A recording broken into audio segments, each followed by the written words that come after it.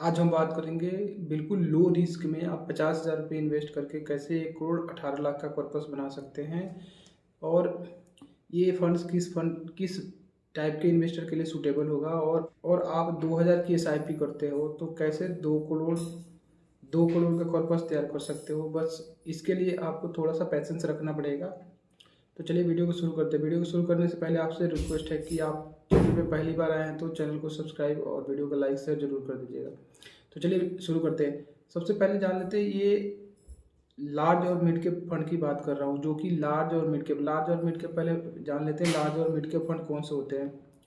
तो लार्ज और mid cap, large में इसमें लार्ज कैप का एक्सपोजर होता है और मिड कैप का एक्सपोजर होता है।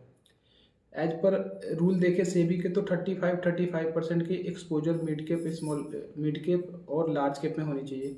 तो इससे अगर मिड कैप का एक्सपोजर आपके इन्वेस्टमेंट में आता है और लार्ज कैप का आता है तो मिड कैप में आपको अच्छे रिटर्न मिल जाते हैं। और लार्ज कैप का एक्सपोजर होने से आपको एक स्टेबल रिटर्न मिलता है, क्योंकि ये काफ़ी बड़ी कंपनियां होती हैं जो शेयर मार्केट में लिस्टेड 1 से 100 तक की कंपनियां, उनमें इन्वेस्ट होता है। और जो बाकी के बच जाता है मिड कैप में, वो मिड कैप में 250 के 100 के बाद 250 के तक की जितनी कंपनियां होता है वो मिड कैप में आती हैं। तो इनमें ज़्यादा पोटेंशियल होता है और ज़्यादा रिस्क होता है कि आपके पैसे कुछ ज़्यादा ग्रोथ करेंगे। थोड़ा सा मार्केट करेक्शन होता है तो गिरती भी कम है, ज़्यादा है। और लार्ज कैप कम है। एक तरह से समझे तो आपका मिक्सर है ये, लार्ज और मिड कैप का मिक्सर है जो आपको कम रिस्क लेके ज़्यादा रिटर्न बनाने के पोटेंशियल रखते हैं लॉन्ग टर्म में। और अगर आप कंजर्वेटिव इन्वेस्टर हैं, मतलब आप कम रिस्क लेना चाहते हैं, मॉडरेट रिस्क लेना चाहते हैं, तो आप इस फंड को फोकस कर सकते हैं। और ये एसबीआई का शानदार स्कीम है और मिराज एसेट्स का एक दो स्कीम्स हैं जो कि काफ़ी अच्छे, अपने कैटेगरी में काफ़ी अच्छे फंड्स और काफ़ी अच्छा रिटर्न बना के दिया अपने इन्वेस्टर को।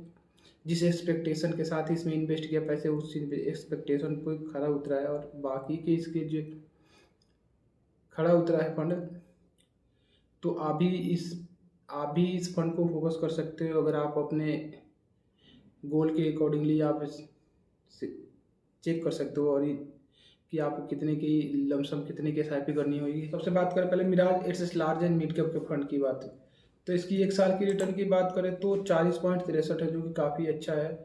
और 3 साल की रिटर्न की बात करें तो 19.9 है। और 5 साल की रिटर्न की बात करें तो 20.47। और ऑल टाइम की रिटर्न की बात करें तो 22.45 है, जो कि काफ़ी अच्छा रिटर्न है। और जो फंड जब से लॉन्च हुआ तब से अभी तक 22.45% का रिटर्न दे रहा है। बात करें इसमें इसकी नेट्स की, तो नेट्स एक होता है प्राइस समझ सकते हैं। अगर आप इसमें इन्वेस्ट करते हैं तो इसके अकॉर्डिंगली आपको यूनिट अलॉट होते हैं। तो इसका नेट्स जो है 143 रुपये 31 पैसे के है। और मिनिमम एसआईपी अमाउंट की बात करें तो आप 500 कर सकते हैं और लमसम आप 5,000 कर सकते हो। इसकी होल्डिंग की बात करें तो काफ़ी अच्छी अच्छी कंपनियों में है होल्डिंग। आप ये देख सकते हो कितनी अच्छी अच्छी कंपनियां हैं। HDFC bank, state bank of India, ICICI bank, Reliance industry, Larsen and turbo, axis bank, NTPC, Kotak Mahindra bank, loopy LTD. और ये बाकी देख सकते हो कि 88 कंपनियों में आपके जो पैसे इन्वेस्ट करोगे उसमें इन्वेस्ट होंगे ये। इससे आपको काफ़ी अच्छा डाइवर्सिफिकेशन मिल जाता है और काफ़ी अच्छी अच्छी कंपनियां हैं। होल्डिंग एनालिसिस की बात करें तो 99.3% है इक्विटी में होल्डिंग, और जो कैश की होल्डिंग करें तो 0.7 है।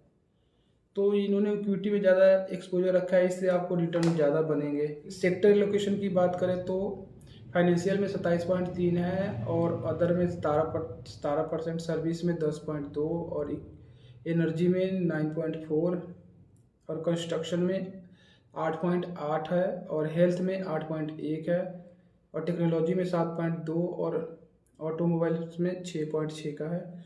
और कंज्यूमर स्टेप्स में बात करें तो 5.3 का है। तो सेक्टर लोकेशन भी काफ़ी अच्छा है, जो कि लॉन्ग टर्म में आपको काफ़ी अच्छा रिटर्न बना के दे सकता है। बात करें एसबीआई की, तो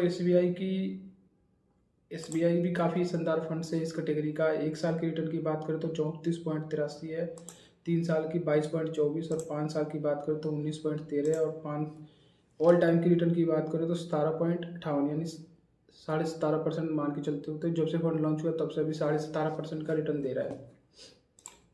अगर आप 50,000 की लमसम करते हो इस फंड में, हम एक्सपेक्टेड रिटर्न इसके लेते हैं जो कि इसकी ऑल टाइम की रिटर्न 22 पॉइंट मतलब ऑलमोस्ट 23% का रिटर्न है। ऑल टाइम का रिटर्न 23%। हम इसके 2-3% कम लेके चल रहे हैं क्योंकि मार्केट में कभी रिटर्न की गारंटी नहीं होती है। अगर आप 50,000 की लमसम करते हो, हम 20% का एक्सपेक्टेशन रखते हैं, तो अगर आप ये इस अमाउंट को 15 साल तक होल्ड करते हो, 15 साल तक होल्ड करते हो 50,000 को, तो आपका जो टोटल कॉर्पस होगा 7,70,000 का।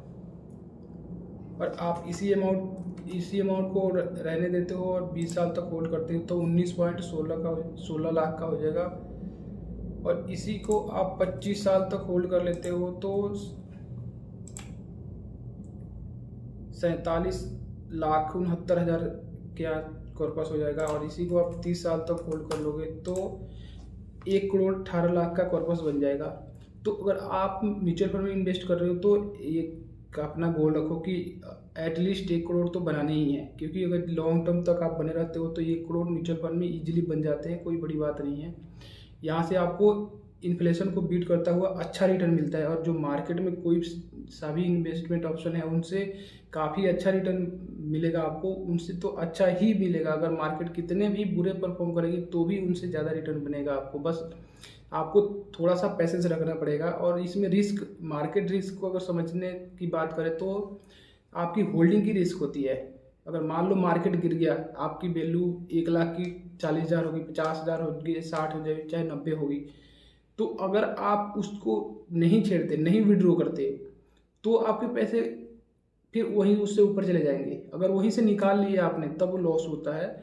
ये अगर टेम्परेरी लॉस होता है, अगर आपकी पैसे की वैल्यू घट गई है, जैसे आपने गोल्ड खरीद के रखा है घर में, ज्वेलरी की, उसकी रेट अगर गिर जाती है तो आप बेचने तो नहीं जाते ना, टेम्परेरी, उस पर भी टेम्परेरी लॉस होता है, लेकिन उस पर तो आप नहीं टेंशन लेते ना। तो वैसे सेम केस इस पर भी है। अगर आप टेंशन नहीं लेते, अगर उसको होल्ड करते हो, छोड़ के रखते हो, तो आपको डेफिनेटली अच्छे रिटर्न बनते हैं और अच्छे पैसे भी बनते हैं, जो कि मार्केट से काफ़ी अच्छा रिटर्न बनाओगे आप यहाँ से। अगर आप 2,000 की SIP करते हो और हम 20% का रिटर्न एक्सपेक्टेड रखते हैं, तो अगर आप 15 साल तक होल्ड करते हो तो जो आप इन्वेस्टमेंट अमाउंट होगा 3,60,000 और जो टोटल फंड की वैल्यू होगी 22,68,000। और इसी SIP को अगर आप 20 साल तक चला देते हो तो 63,22,959 रुपये की आपकी फंड की वैल्यू हो जाएगी। इन्वेस्टमेंट अमाउंट 4,80,000 हो जाएगा। और इसी को आप 25 साल तक होल्ड करते हो तो 1,72,53,416 रुपये की आपकी कॉर्पस बन जाएगी। और जो आपके इन्वेस्टमेंट अमाउंट होगा 6 लाख का होगा। इसी को अगर आप 26 साल तक होल्ड करते हो तो 2,65,00,000 की कॉर्पस बन जाएंगे। 2,10,65,428 रुपये का आपकी फंड की वैल्यू हो जाएगी। जो आपकी इन्वेस्टमेंट अमाउंट होगी वो 6,24,000। तो आप देख सकते हो कि अगर आप लॉन्ग टर्म तक बने रहते हो तो कितना कंपाउंडिंग का इफेक्ट दिखने को मिलता है। अगर आप ये 25 साल तक होल्ड करते हो तो कहाँ 1,72,00,000, और आप 1 साल और अगर होल्डिंग इसको बढ़ा देते हो तो कहाँ 2,10,00,000 के आसपास का कॉर्पस चला गया है। और 1 साल कम कर देते हो तो कहाँ 1,72,00,000। तो आप देख सकते हो जितने लॉन्ग टर्म तक जाओगे, अगर आपके पैसे अगर हर 3 साल 4 साल में डबल हो रहा है तो वो आने वाले हर 4 साल 3 साल वो घटता चला जाएगा आपके पैसे अमाउंट। ऐसा टाइम आएगा जब कि हर 1 साल में आपके पैसे 2 गुना से 3 गुना होएगा। तो जितने लॉन्ग टर्म तक बने रहोगे म्यूचुअल फंड में उतने आपके लिए फायदे हैं। इस वीडियो से रिलेटेड आपके माइंड में कोई भी क्वेरी हो तो कमेंट बॉक्स में क्वेरी जनरेट कर, आने टर्म में बहुत सारा वीडियो लेकर आऊँगा। एक हम्बल रिक्वेस्ट, अभी चैनल को सब्सक्राइब नहीं किया तो चैनल को सब्सक्राइब करें। Thank you so much watching this video.